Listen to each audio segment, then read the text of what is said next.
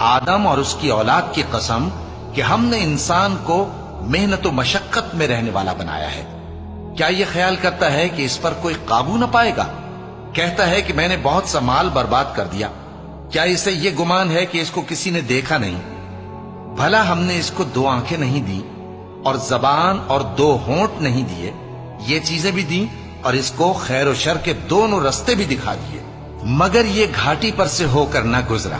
اور تم کیا سمجھے کہ گھاٹی کیا ہے؟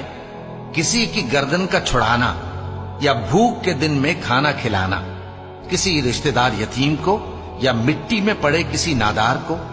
پھر ان لوگوں میں بھی شامل ہوا جو ایمان لائے اور جو صبر کی نصیحت اور ایک دوسرے کو مہربانی کی تلقین کرتے رہے۔